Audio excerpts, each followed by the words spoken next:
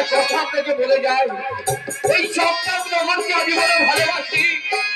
আজ যদি সম্পর্ক নগরের কোনো ক্ষতি হয়, আমি বড় দেখা পাবো।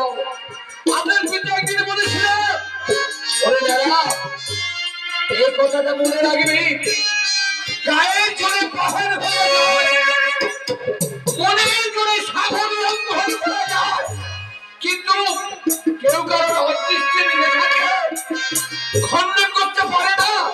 তাই বলি বাবু, তোমার যদি অদৃষ্টের লেখা থাকে, তোমার যতই দেবাদিদের খণ্ডন থাকুক না কেন, এই লেখাকে তুমি খণ্ডন করতে পারবে না।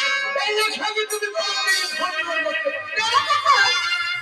তুমি ভালো করো রে স্বামী, ছোটবেলা থেকে তোমাকে কোলে তুলে করে মানুষ করেছে এই মেয়ে কাকা, কারণ তুমি আমার পিছে তোমার মেয়েকে জমচক করবে না।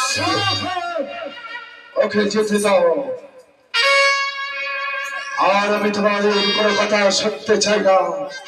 এই বাচ্চার মধ্যে একমাত্র হর পার্বতী ছাড়া অন্য কোনো দেব দেবীর পূজা হচ্ছে না।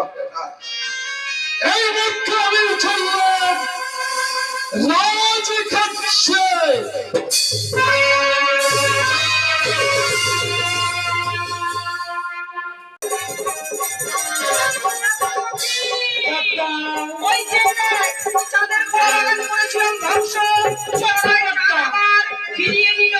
এখন কি করবি?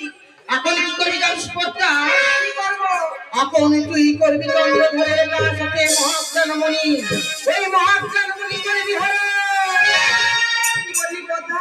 চাঁদের কাছে আছে মহাজ্ঞান মহামন্ত্র। সেই মহাজ্ঞান মহামন্ত্র দ্বারা চাঁদের গোয়া বাড়ি আবার পুনরায় জীবিত করেছে। ছলনার চাল করে চাঁদের থেকে ওই মহাজ্ঞান মন্ত্র করতে হবে। তাহলে কেমন করে যাবো চাঁদের কাছে? কেমন করে জানিস? কেমন করে?